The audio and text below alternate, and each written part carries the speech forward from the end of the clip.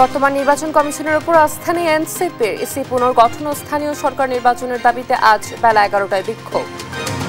নির্বাচন কমিশন পুনর্গঠন করতে এবং স্থানীয় সরকার নির্বাচনের উদ্যোগ গ্রহণ করতে আমরা অন্তর্বর্তীকালীন সরকারের প্রতি দাবি জানাচ্ছি। সুপরিকল্পিতভাবে নির্বাচন পেছানোর পায়তারা চলছে, অভিযোগ মির্জা ফখরুলের। ষড়যন্ত্র মোকাবেলায় সবাইকে সচেতন থাকার আহ্বান। অত্যন্ত সুপরিকল্পিতভাবে নির্বাচনকে পিছিয়ে দেওয়া, জনগণের যে অধিকার সে অধিকার থেকে জনগণকে বঞ্চিত করাবার এবং ভোটের অধিকার থেকে বঞ্চিত করবার একটা পায়তারা শুরু হয়েছে।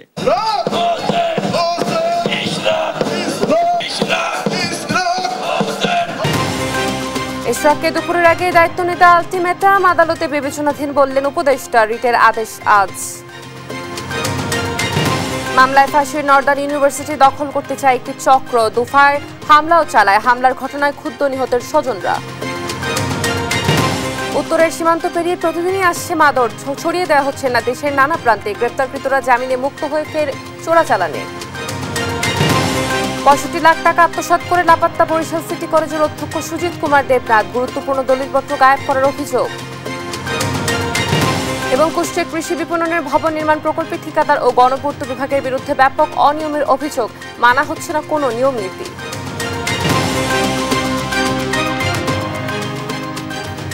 দেখছিলেন সুনামগুলো সংবাদ সকালে, আপনাদের সঙ্গে রয়েছি আমি অতসী সেন। এবারে পুরো খবর। নির্বাচন কমিশন পুনর্গঠন ও স্থানীয় সরকার নির্বাচনের দাবিতে নির্বাচন কমিশনের সামনে আজ সকাল 11টায় বিক্ষোভ সমাবেশের ঘোষণা দিয়েছে এনসিপি। স্থানীয় সরকার নির্বাচনের আয়োজনের মাধ্যমে চলমান সংকট দূর হবে বলে আশাবাদী দলটি। নিয়াজ মোরশেদের প্রতিবেদন, জানাচ্ছেন মাহবুব তামিম। কিছু জটিল পরিস্থিতি তৈরি হয়েছে। মঙ্গলবার সন্ধ্যায় চলমান পরিস্থিতি নিয়ে জরুরি সংবাদ সম্মেলন আয়োজন করে জাতীয় নাগরিক পার্টি এনসিপি।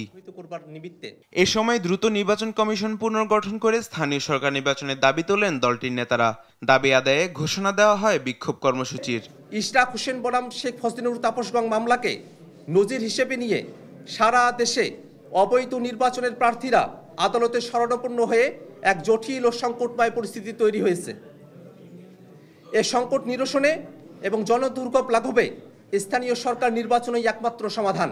তাই আমরা অনতিবিলম্বে সংস্কার কমিশনের প্রস্তাব আমলে নিয়ে নির্বাচন কমিশন পুনর্গঠন করতে এবং স্থানীয় সরকার নির্বাচনের উদ্যোগ গ্রহণ করতে আমরা অন্তর্বর্তীকালীন সরকারের প্রতি দাবি জানাচ্ছি। বর্তমান প্রেক্ষাপটে ইসি কোনো একটি দলের প্রতি পক্ষপাতমূলক আচরণ করছে বলে অভিযোগ করেন দলটির আহ্বায়ক। ইশরাকের বিষয়ে নির্বাচন কমিশন কেন আপিল করেনি তা নিয়ে প্রশ্ন তোলেন নাহিদ ইসলাম। ইশরাক হোসেন মামলার যে বিষয়টা একেবারে সরাসরি ইলেকশন কমিশন এই সংকটটা তৈরি করেছে। তারা এই মামলায় কোনো কন্টেস্টই করেনি এবং তারা আপিলও করেনি। ফলে এটা খুবই স্পষ্ট যে তারা একটা দলের পক্ষ নিচ্ছে, একটা প্রার্থীর পক্ষ নিচ্ছে এবং এই ধরনের সংকট যে সামনে তারা করবে না। এবং এই নির্বাচন কমিশনের উপরে জাতীয় নির্বাচন বা যে কোনো নির্বাচনের উপর আস্থা তো আমরা রাখতে পারছি। এনসিপির আহ্বায়ক বলেন, প্রয়োজনে জাতীয় নির্বাচন ও গণপরিষদ নির্বাচনের তারিখ আগে ঘোষণা হতে পারে। যদি বিএনপির সংখ্যা থাকে বা অন্য কোনো দলের সংখ্যা থাকে জাতীয় নির্বাচন পিছানো, বা সেক্ষেত্রে আমরা তো বলি নাই যে জাতীয় নির্বাচন পিছিয়ে স্থানীয় সরকার নির্বাচন করতে হবে। প্রয়োজনে গণপরিষদ নির্বাচন ও জাতীয় নির্বাচনের তারিখ ঘোষণা হয়ে যাক, তারিখ ঘোষণা হয়ে সবাইকে আশ্বস্ত করেই তার আগে স্থানীয় সরকার নির্বাচনটি দিক, আমাদের সে বিষয়ে কোনো আপত্তি নেই। নগর ভবন অবরুদ্ধ করে নাগরিক সেবা বাধাগ্রস্ত না করার আহ্বান জানান এনসিপির এই শীর্ষ নেতা। আমাদের তো এখন একটা আলোচনা। মাহবুব তামিম, দেশ টিভি, ঢাকা।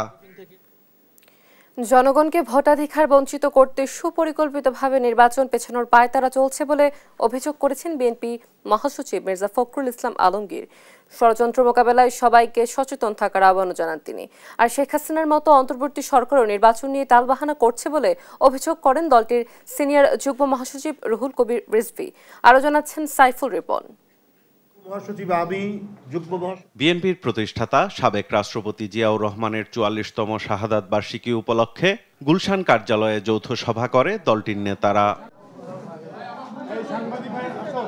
যৌথ সভার সিদ্ধান্ত অনুযায়ী ২৫ মে থেকে ২ জুন পর্যন্ত ৮ দিনের কর্মসূচি ঘোষণা করে দলটি। এটা ৮ দিন ব্যাপী কর্মসূচি, ২৫ তারিখ থেকে ২ তারিখ পর্যন্ত। ভার্চুয়ালি যৌথ সভা ও সংবাদ সম্মেলনে অংশ নেন ব্যাংককে চিকিৎসারত দলের মহাসচিব মির্জা ফখরুল ইসলাম আলমগীর। বলেন, সংস্কার শুরু করেছিলেন জিয়াউর রহমান। দেশ নিয়ে ষড়যন্ত্র মোকাবেলায় সবাইকে সচেতন থাকার আহ্বানও জানান তিনি। অত্যন্ত সুপরিকল্পিতভাবে নির্বাচনকে পিছিয়ে দেওয়া, জনগণের যে অধিকার সেই অধিকার থেকে জনগণকে বঞ্চিত করাবার এবং ভোটের অধিকার থেকে বঞ্চিত করবার একটা পায়তারা শুরু হয়েছে। এবং আপনারা নিশ্চয়ই লক্ষ্য করেছেন যে বিভাজনের রাজনীতি আবার শুরু হয়েছে। আমরা দেখতে পাচ্ছি যে কিছু মানুষ যারা সরকারের মধ্যে অনুপ্রবেশ ঘটিয়ে বাংলাদেশকে ভিন্ন দিকে নিয়ে যাওয়ার চেষ্টা করছে। এদিকে জাতীয় প্রেস ক্লাবে এক আলোচনা সভায় অংশ নেন বিএনপির স্থায়ী কমিটির সদস্য নজরুল ইসলাম খান। বলেন, সংস্কার নির্বাচন একে অপরের পরিপূরক, দুটোই হতে হবে যত দ্রুত সম্ভব। বাংলাদেশের কিছু রাজনৈতিক শক্তি আছে, কিছু সামাজিক শক্তি আছে, তারা অনেকেই তাদের নিজেদের রাজনৈতিক স্বার্থে কিংবা তাদের গোষ্ঠীর স্বার্থে তারা এই গণতান্ত্রিক প্রক্রিয়াটাকে বিলম্বিত করতে চান। সংস্কার আর গণতন্ত্র পরস্পর বিরোধী না, এটা পরিপূরক। একটার জন্য আরেকটাকে আটকে রাখার কোনো সুযোগ নাই। 24-এর গণ অভ্যুত্থানে আহত রাকিবুল হাসান ও তার পরিবারের সঙ্গে সাক্ষাৎ করতে রাজধানীর খিলক্ষেতের বাসায় যায় আমরা বিএনপি পরিবার। পরে বিএনপির সিনিয়র যুগ্ম মহাসচিব রুহুল কবির রিজভী বলেন, নির্বাচন নিয়ে টালবাহানা করছে অন্তর্বর্তী সরকার। জনগণ 15 বছর যেটি বঞ্চিত হয়েছে একটা অবাধ সুষ্ঠু নির্বাচন, ভোট কেন্দ্রে গিয়ে ভোট দিতে, সেই বঞ্চনা থেকে আজও মুক্তি হয়নি। আজও এই অন্তর্বর্তীকালীন সরকার শেখ হাসিনার মতোই নির্বাচন নিয়ে টালবাহানা করছে। সরকার গায়ের জোরে ইশরাক হোসেনের ঢাকা দক্ষিণ সিটি কর্পোরেশনের মেয়র হিসেবে শপথ আটকে রেখেছে বলেও অভিযোগ করেন রুহুল কবির রিজভী। সরকার গায়ের জোরে তাকে মেয়র হতে দিচ্ছে না। সাইফুল রিপন, দেশ টিভি, ঢাকা। বাসস্থানে এসে শপথ পড়ানোর প্রস্তাব দিলেও লাভ নেই বলে ফেসবুকে দেয়া এক পোস্টে জানান বিএনপি নেতা ইশরাক হোসেন। মঙ্গলবার রাতে নিজের ভেরিফাইড ফেসবুক পেজে দেয়া এক পোস্টে কথা বলেন তিনি। পোস্টে তিনি 2 দফা দাবি জানিয়ে বলেন, রাজনৈতিক দলের প্রতিনিধিদের অন্তর্বর্তীকালীন সরকার থেকে অবিলম্বে পদত্যাগ করতে হবে। সেই সঙ্গে আদালতের মাধ্যমে যে সিদ্ধান্ত আসবে সেটার আইনানুগ বাস্তবায়ন করতে হবে। এর আগে ইশরাক হোসেনকে ঢাকা দক্ষিণ সিটি কর্পোরেশনের মেয়রের দায়িত্ব বুঝিয়ে দেওয়ার দাবিতে গত 6 দিন ধরে টানা বিক্ষোভ করেছেন তার সমর্থকরা। বিক্ষোভে আজ সকাল 10টা পর্যন্ত আলটিমেটাম দিয়েছে আন্দোলনকারীরা। এই সময়ের মধ্যে কোনো সিদ্ধান্ত না আসলে আরও কঠোর কর্মসূচির ঘোষণা করা হবে বলেও জানায় তারা। মেয়র হিসেবে শপথ না পড়ানোর নির্দেশনা চেয়ে দায়ের করা রিটের শুনানি শেষ আদেশ আজ। এদিকে ইশরাকের মেয়র হওয়ার বিষয়টি আদালতে বিচারাধীন। এ বিষয়ে অবাঞ্ছিত ঘোষণা বা দোষারোপ করা ঠিক নয় বলে মন্তব্য করেছেন স্থানীয় সরকার উপদেষ্টা আসিফ মাহমুদ সজীব ভুইয়া। মঙ্গলবার দুপুরে সাভার জাতীয় যুব উন্নয়ন ইনস্টিটিউটে যুব সমাবেশ শেষে সাংবাদিকদের কথা বলেন তিনি। উপদেষ্টা আরও বলেন, ইশরাকের মেয়র হওয়া না হওয়ার সিদ্ধান্ত তিনি একা নিচ্ছেন না, এখানে সরকার কাজ করছে। এ নিয়ে আইনি জটিলতা থাকায় তারা আইন মন্ত্রণালয়ের মতামত চেয়েছেন জানিয়ে সে অনুযায়ী সিদ্ধান্ত নেওয়ার কথাও বলেন তিনি। যেহেতু এখানে আইনি জটিলতা আছে এবং এখানে আদালতে বিচারাধীন বিষয় আছে, এখানে আমাকে ব্যক্তিগতভাবে আক্রমণ করে তো আসলে লাভ নেই।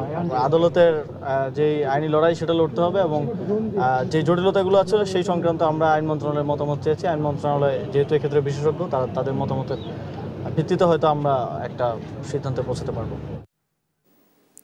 অর্থ পাচার, ভূমি দখল সহ বিভিন্ন অভিযোগে বসুন্ধরা গ্রুপের চেয়ারম্যান আহমেদ আকবর সোবহান, এমডি সায়েম সোবহান আনভির সহ পরিবারের 9 সদস্যকে জিজ্ঞাসাবাদের জন্য তলব করেছে দুদক। আর তদবির বাণিজ্যের অভিযোগে স্বাস্থ্য উপদেষ্টার সাবেক 2 ব্যক্তিগত কর্মকর্তা তলবে হাজির না হয়ে আত্মপক্ষ সমর্থনের সুযোগ হারিয়েছে বলে জানিয়েছে সংস্থাটি।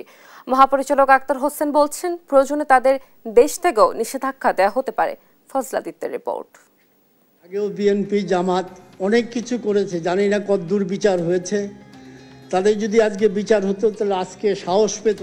আলোচিত ব্যবসায়ী প্রতিষ্ঠান বসুন্ধরা গ্রুপের বিরুদ্ধে ভূমি দখল, ঋণ জালিয়াতি, বিদেশে নাগরিকত্ব গ্রহণ, রাজস্ব ফাঁকি, অর্থ পাচার সহ বিস্তর দুর্নীতির অভিযোগে টাস্ক ফোর্স গঠন করে অনুসন্ধানে নামে দুদক। এরই মধ্যে শেয়ার অ্যাকাউন্ট জব্দ, বিদেশি সম্পদ জব্দ ও নাগরিকত্ব গ্রহণের বিষয়ে বিভিন্ন পদক্ষেপ গ্রহণ করেছে সংস্থাটি। এরই ধারাবাহিকতায় এবার গ্রুপের চেয়ারম্যান আহমেদ আকবর সোবহান, ব্যবস্থাপনা পরিচালক সায়েম সোবহান আনভির সহ পরিবারের 9 সদস্যকে আগামী 25 ও 26 মে তলব করে চিঠি দিয়েছে সংস্থাটি। এদিকে শত কোটি টাকার তদবির বাণিজ্য সহ দুর্নীতির অভিযোগে স্বাস্থ্য উপদেষ্টা নূরজাহান বেগমের সাবেক 2 ব্যক্তিগত কর্মকর্তা তুহিন ফারাবী ও ডাক্তার মাহমুদুল হাসান মঙ্গলবার দুদকের তলবে হাজির হননি। এই বিষয়ে মহাপরিচালক জানালেন, তারা আত্মপক্ষ সমর্থনের সুযোগ হারিয়েছে, প্রয়োজনে দেশ থেকে নিষেধাজ্ঞাও দেয়া হতে পারে। তারা কিন্তু আজকে উপস্থিত হন নাই। এখন পর্যন্ত তাদের কোনো সময় বৃদ্ধির জন্য তাদের কোনো আবেদনও পাওয়া যায়নি। এটা তাদের আত্মপক্ষ সমর্থনের জন্য তাদেরকে সুযোগ দেওয়া হয়েছে। এই সুযোগ যদি তারা না নেন তাহলে এটা তাদের বিষয়। কোনো অভিযোগ সংশ্লিষ্ট ব্যক্তি পালিয়ে যেতে পারেন, তাহলে তাদের জন্য কি পদ্ধতি অনুসরণ করতে হবে আমাদের অনুসন্ধানকারী কর্মকর্তারা সেই বিষয়টি জানেন। নিশ্চয়ই তারা সেই বিষয়ে ব্যবস্থা নেবে। এদিন 2,63,00,000 টাকার অবৈধ সম্পদ অর্জনের অভিযোগে চট্টগ্রাম পাসপোর্ট অফিসের পরিচালক সাইদুল ইসলাম ও তার স্ত্রীর বিরুদ্ধে মামলা করেছে দুর্নীতি দমন কমিশন। ফজলে আদিত্য, দেশ টিভি, ঢাকা। মামলায় ফাঁসিয়ে নর্দার্ন ইউনিভার্সিটি দখল করতে চায় একটি চক্র। বিশ্ববিদ্যালয়টি দখল করতে 2 দফায় হামলাও চালায় চক্রটি। জুলাই-আগস্টের ছাত্র হত্যা মামলায় নর্দার্ন ইউনিভার্সিটির ব্যবস্থাপনা কর্তৃপক্ষকে ফাঁসালেও নিহতের পরিবার কিছুই জানেন না, বরং মামলার ঘটনায় ক্ষুব্ধ হয় নিহতের স্বজনরা। বিস্তারিত শাহাদাত নিশাদের রিপোর্টে। গেল বছর 7 আগস্ট এ হামলা চালায় খিলকেত নর্দার্ন ইউনিভার্সিটিতে। সিসিটিভি ফুটেজে দেখা যায় বোরহান ও সানি নামে 2 জন নেতৃত্ব দেয় এই হামলায়। বিশ্ববিদ্যালয়ের ভিসিকে জিম্মি করে বিশ্ববিদ্যালয় দখলের চেষ্টা করে বলে জানান কর্তৃপক্ষ। হামলার ঘটনাটি প্রতিহত করে ক্যাম্পাসের শিক্ষার্থীরা। পরে সেনাবাহিনী এসে গ্রেফতার করে হামলায় জড়িত বোরহান ও সানিকে। এ ঘটনার রেশ না কাটতেই কয়েকদিনের মাথায় বনানীর প্রাসাদ ট্রেড সেন্টারে নর্দার্ন বিশ্ববিদ্যালয় অফিসে মব ভায়োলেন্সের নামে হামলা চালায় দুর্বৃত্তরা। বিশ্ববিদ্যালয় কর্তৃপক্ষ জানায় 5 আগস্টের পর থেকেই বিশ্ববিদ্যালয় দখলের চেষ্টা করছে একটি কুচক্রী মহল। ঢাল হিসেবে ব্যবহার করেছে জুলাই-আগস্ট হত্যা মামলা। মিস্টার বোরহানুদ্দিন এবং লুৎফুর রহমান সানি তারা অপচেষ্টা চালিয়েছে আমাদের ইউনিভার্সিটি দখল করার জন্য। তাদের নামেও এখানে তারা নাম দিয়ে হত্যা মামলা দিয়েছে, মিথ্যা মামলা দিয়েছে। নিজ বিশ্ববিদ্যালয় ক্যাম্পাস রক্ষায় যেসব শিক্ষার্থী এগিয়ে এসেছিল, সেই কুচক্রী মহলের মিথ্যা হত্যা মামলার ফাঁদে পড়তে হয়েছে তাদের।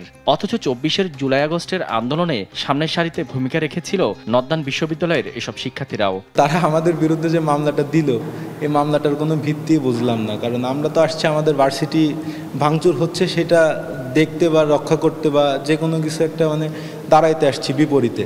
সেদিনের হামলায় জড়িত ছাড়া পাওয়া লুৎফুর রহমান সানির কাছে দেশ টিভি টিম সত্যতা জানতে চাইলে উল্টো বেসরকারি বিশ্ববিদ্যালয়টির মালিক দাবি করেন নিজেকে।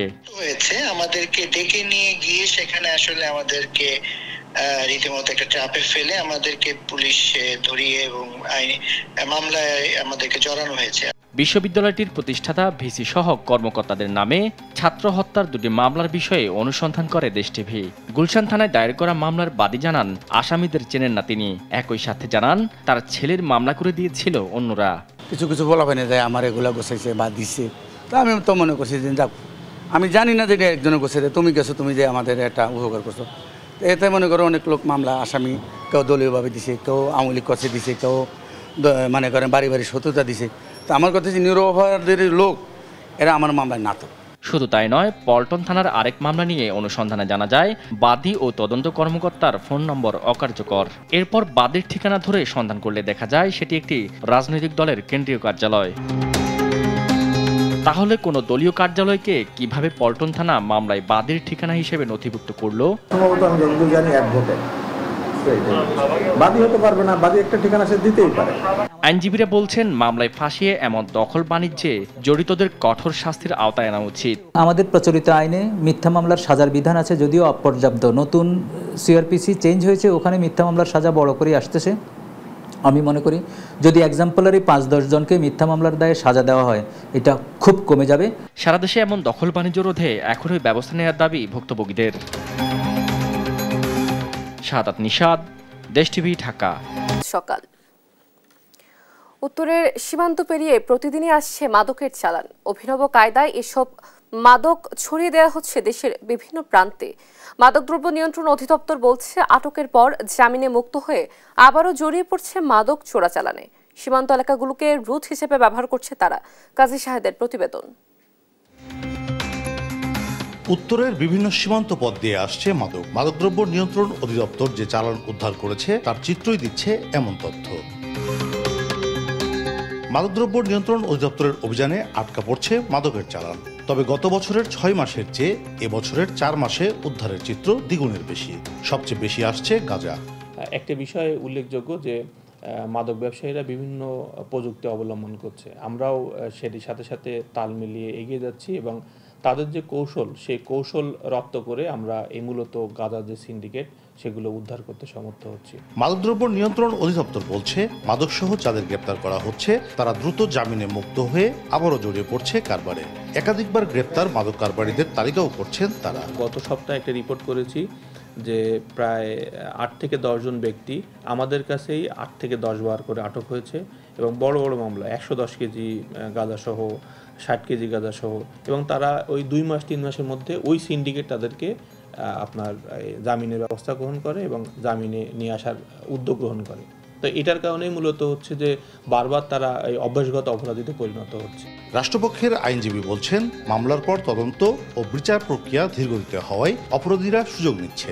মাদক চোরাচালান মামলার বিচার কার্যে আইন সংশোধনের পরামর্শ তার। যদি বিচার প্রক্রিয়াটা এইটা যদি শর্ট টাইমে হয়, মানে অল্প সময়ের মধ্যে যদি এই বিচার প্রক্রিয়াটা নিষ্পত্তি করা যায়, তাহলে হয়তো অনেকাংশে এই মাদকের ব্যাপারটা ক্লিয়ার হতে পারে, মাদক এই ব্যবসা থেকে তারা সরে আসতে পারে।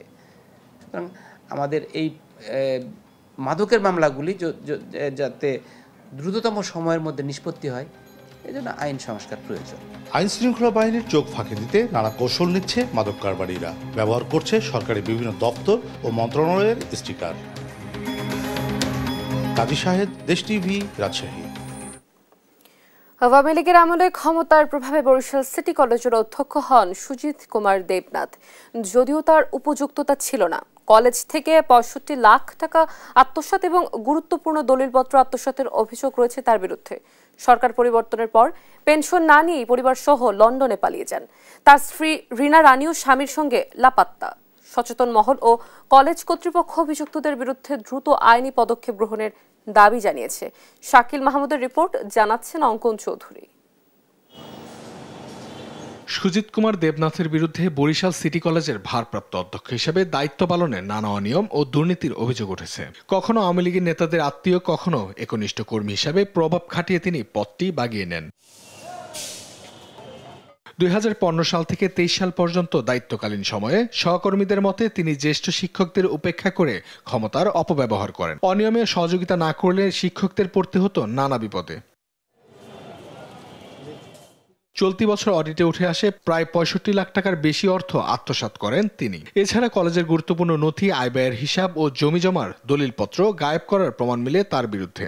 2022-23 থেকেই আমরা এটা জানতে পারছি যে বিভিন্ন মাধ্যমে, মিডিয়ার মাধ্যমে এবং অন্যান্য মাধ্যমে, যে তখন থেকেই ওনার বিরুদ্ধে অনেক দুর্নীতির অভিযোগ আছে এবং এই অভিযোগগুলি তখনই খতিয়ে দেখার উচিত ছিল। নিয়োগপত্র দেওয়া নিয়ে অনেক রকম হয়রানিমূলক কাজ করছে।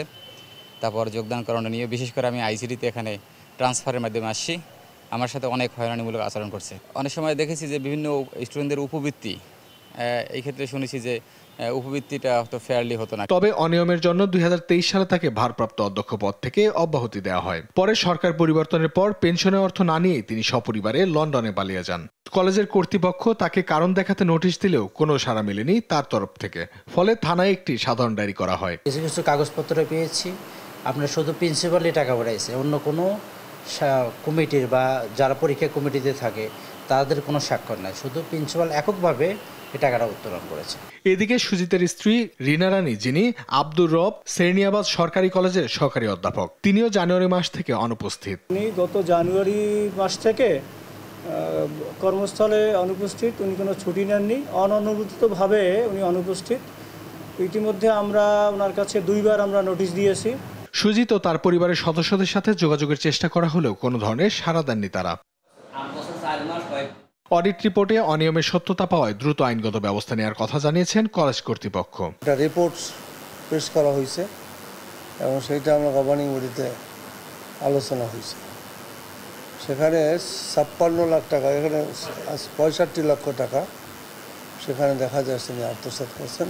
1990 সালে বরিশাল সিটি কলেজ প্রতিষ্ঠার পর এখন পর্যন্ত সুজিত কুমার দেবনাথ সহ 21 জন অধ্যক্ষ দায়িত্ব পালন করেছে। নিউজ ডেস্ক, দেশ টিভি। কুষ্টিয়ার কৃষি বিপণনের ভবন নির্মাণ প্রকল্পে ঠিকাদার ও গণপূর্ত বিভাগের বিরুদ্ধে উঠেছে ব্যাপক অনিয়মের অভিযোগ। নির্মাণ কাজে ব্যবহার করা হচ্ছে নিম্নমানের ব্লক সহ উপকরণ সামগ্রী। অনেক ক্ষেত্রে আবার ব্লকের পরিবর্তে ব্যবহার করা হচ্ছে ইট। মানা হচ্ছে না কোনো নিয়ম নীতি। দায়সারাভাবে কাজ করে লুটপাট করা হচ্ছে বরাদ্দের কোটি কোটি টাকা। সময় মতো কাজ শেষ হয়নিও দেখা দিয়েছে শঙ্কা। জানি ক্ষুব্ধ কৃষি বিপণনের কর্মকর্তা কর্মচারীরা। ইরফান রানার ক্যামেরায় কুষ্টিয়া থেকে নাহিদ হাসান তিতাসের রিপোর্ট। 2023 সালের নভেম্বরে প্রায় 4.5 কোটি টাকা ব্যয়ে কুষ্টিয়া কৃষি বিপণন অফিসের ভবন নির্মাণের কাজ শুরু করে গণপূর্ত বিভাগ, যার কাজ পায় বাবর অ্যাসোসিয়েট নামে একটি ঠিকাদারি প্রতিষ্ঠান। যে কাজ শেষ করার কথা রয়েছে চলতি বছরের জুনে। তবে এ কাজ নিয়ে ঠিকাদার ও গণপূর্ত বিভাগের বিরুদ্ধে উঠেছে ব্যাপক অনিয়মের অভিযোগ। এ কাজে ব্লক ব্যবহারের কথা থাকলেও অনেক ক্ষেত্রেই ব্যবহার করা হচ্ছে ইট। আবার যে সকল ব্লক ও উপকরণ ব্যবহার করা হচ্ছে তাও নিম্নমানের। সময় মতো কাজ শেষ হওয়া নিয়েও দেখা দিয়েছে শঙ্কা। জানিয়ে ক্ষুব্ধ কৃষি বিপণনের কর্মকর্তা ও কর্মচারীরা। কিছুটা জায়গায় কিছু কিছু কিনছে, আমাদের ঊর্ধ্বতন কর্তৃপক্ষরা সেখানে আসছিল, তারা ত্রুটিগুলো দেখছে এবং সেটা পরবর্তীতে তারা রিপেয়ারিং করে। ওনারা শনাক্ত করছেন যে যেমন ব্রিকেজ ইটের ক্ষেত্রে আপনার কিছুটা সমস্যা পাইছে। জুন তো আর 2 মাস, এই 2 মাসে কতদূর কাজ হবে কি? এই ব্লকগুলো দেখলাম যে 2-3 জায়গায় একটু নর্মাল ব্লক দিছে। আমাদের যে টেস্ট রিপোর্ট, তারপরে যে নীতিমালা, যে বিধিমালা, যে অনুসৃত বিষয়াদি রয়ে গেছে, সেটার যদি কিঞ্চিত ভায়োলেশন হয় তো আমি থাকাকালীন ওই বিল্ডিং আমি রিসিভ করব না। তবে ভবন নির্মাণ প্রকল্পে অনিয়মের বিষয়টি মানতে নারাজ ঠিকাদারি প্রতিষ্ঠান। বলছেন নিয়ম মেনেই কাজ করছেন তারা। না, অনিয়ম নাই, কাজে কোনো অনিয়ম নাই। কাজে ব্লক ইট চাচ্ছে, সে ব্লক ইট দেওয়া হচ্ছে এবং ব্লক ইটটা যেখান থেকে আসছে সারা বাংলাদেশের মধ্যে 2-3টা স্পট আছে, সেখান থেকে আসছে। এটা হচ্ছে যে কিছু কিছু ইট হাতের জিনিস, একটু এলোমেলো থাকতে পারে। সম্প্রতি এ ভবন নির্মাণ প্রকল্প পরিদর্শন করেছে আইএমইডির একটি পরিদর্শক দল। এ সময় নির্মাণ কাজে অনিয়ম দেখে ক্ষুব্ধ হন তারা। সতর্কও করেন ঠিকাদারি প্রতিষ্ঠান ও গণপূর্তের কর্মকর্তাদের। এই কাজ ছাড়া বন্ধ হয়ে যাবে, এটা কিন্তু সত্য কথা। কারণ আমরা যেটা বলে গেছি এটাই বাস্তবায়ন হবে। উনি যদি এটা রিপোর্ট আমাকে না দেয় ততক্ষণ পর্যন্ত এটার বিল হবে না, ওই কন্ট্রাক্টর সাহেব বিল পাবেন না। আমার তো চোখটা ওই জায়গাটাই যাবে যেখানে ত্রুটি আছে। ঠিকাদারি প্রতিষ্ঠান ও গণপূর্ত বিভাগের বিরুদ্ধে কৃষি বিপণন ভবনের নির্মাণ কাজে নানা অনিয়মের অভিযোগ উঠলেও কোনো ধরনের মন্তব্য করতে রাজি নয় কুষ্টিয়া গণপূর্ত বিভাগের নির্বাহী প্রকৌশলী নুরুজ্জামান হোসেন জাহির। নাহিদ হাসান তিতাস, দেশ টিভি, কুষ্টিয়া। পরিবেশ পুনরুদ্ধার ও ভারসাম্য রক্ষায় পর্যটক যাতায়াতে বিধিনিষেধ দেয় জীবন জীবিকা নিয়ে দুর্ভোগে পড়েছেন কক্সবাজারের সেন্ট মার্টিন দ্বীপবাসী। বন্ধ হয়েছে আবাসিক হোটেল, কটেজ, রেস্তোরাঁ সহ পর্যটন খাতের ব্যবসার প্রতিষ্ঠান। এদিকে সাগরে মাছ ধরায় 58 দিনের নিষেধাজ্ঞা থাকায় দ্বীপের অধিকাংশ মানুষ এখন কর্মহীন। সুনির্দিষ্ট নীতিমালার আলোকে সারা বছর পর্যটক যাতায়াত উন্মুক্ত রেখে দ্বীপবাসীর জীবন জীবিকা স্বাভাবিক রাখার দাবি বাসিন্দাদের। সহকর্মী আব্দুর রহমানের রিপোর্ট, জানাচ্ছেন টুম্পা আফরোজ। বঙ্গোপসাগরের বুক চিরে জেগে ওঠা দেশের একমাত্র প্রবাল দ্বীপ সেন্ট মার্টিন, যার সৌন্দর্য উপভোগ করতে প্রতি বছর ছুটে যান লাখো পর্যটক। বিগত 2 দশকেরও বেশি সময় ধরে দ্বীপের মানুষের জীবন জীবিকা অনেকটা পর্যটন নির্ভর হয়ে উঠেছে। তবে প্রতি বছর পর্যটকের আনাগোনার পাশাপাশি প্লাস্টিক সহ নানা বর্জ্যে দ্বীপের পরিবেশ ও জীববৈচিত্র্য হুমকির মুখে পড়েছে। পরিবেশ সুরক্ষায় 2024 সাল থেকে পর্যটন মৌসুমে প্রতিদিন দ্বীপে 2000 পর্যটক যাতায়াতের সীমা বেঁধে দেয় সরকার। একই সঙ্গে নভেম্বর ও ডিসেম্বর মাসে পর্যটকদের রাত্রি যাপনেও দেয়া হয় নিষেধাজ্ঞা। দ্বীপবাসীর স্বাভাবিক চলাচলেও রয়েছে নানা বিধিনিষেধ। এতে কর্মহীন হয়ে পরিবার নিয়ে দুর্ভোগে রয়েছে দ্বীপবাসী। আমরা সেন্ট মার্টিনের মানুষ এখন বর্তমান মানে না খেয়ে, পুকুর পর্যন্ত না খেয়ে মানুষ খাইতে ইচ্ছা মানুষ খায়, কিন্তু আমরা কি খামো? আমরা কয়েকদিন পরে গাছের লতা পাতা খাই আমাদের বসবাস করা লাগবে। এমন হসত করে দিচ্ছি, জাল মারা বন্ধ দেওয়ার পরে 1 টাকা রোজগারও নাই। বিভিন্ন ধরনের এখানে কাজকর্ম করতে সরকারের, এখানে আমাদের কোনো হাত নাই। এখানে এতগুলো পলিসি এমন ভাবে ইমপ্লিমেন্ট করলো যে আমরা এখন আর কোনোভাবে বিকল্প কর্মসংস্থানের সুযোগ নাই। এভাবে এখানে নিরবিচ্ছিন্নভাবে রেখে আমাদেরকে দিনে দিনে মেরে ফেলার মতো কোনো দরকার নেই। স্থানীয় জনপ্রতিনিধিরা বলছেন, হোটেল, কটেজ, রিসোর্ট ও রেস্তোরাঁ বন্ধ থাকায় ব্যাপক ক্ষতির মুখে পর্যটন খাত। পাশাপাশি সাগরে মাছ ধরার 58 দিন নিষেধাজ্ঞা থাকায় অধিকাংশ দ্বীপবাসী কর্মহীন হয়ে পড়েছেন। সারা বছর পর্যটক যাতায়াতে সুনির্দিষ্ট নীতিমালা প্রণয়নের দাবি তাদের। মানুষের এখন জীবিকা যে আয় উৎস বলতে কিছু নেই। মানুষ খাবে কি? যে 65 দিনের বন্ধে যে চাউলটা দেওয়া হয়, এই চাউলটাও এখনো আসেনি। পরিবেশের কি ক্ষতি? পরিবেশকে সাথে রেখে পরিবেশের যাতে ক্ষতি না হয়, এভাবে আমরা 12 মাসে টুরিস্ট চাই। জেলা প্রশাসক বলছেন, দ্বীপবাসীকে সহায়তার পাশাপাশি বিকল্প কর্মসংস্থান সৃষ্টি, অর্থনৈতিক সক্ষমতা অর্জনে সরকার নানা উদ্যোগ নিয়েছে। আমাদের জীবন জীবিকার মান উন্নয়নের জন্য সরকারের নানা ধরনের বহুমুখী পরিকল্পনা রয়েছে। তাদের নানা ধরনের বিকল্প কর্মসংস্থান এবং আরো নানা ধরনের অর্থনৈতিক সক্ষমতা বৃদ্ধি করার জন্য নানা ধরনের উদ্যোগ গ্রহণ করা হবে সরকার। দ্বীপবাসীর অর্থনৈতিক সক্ষমতা অর্জনে ব্যর্থ হলে তারা একটা সময় দ্বীপ ছেড়ে অন্যত্র সরে যেতে বাধ্য হবে বলে মনে করছেন সচেতন মহল।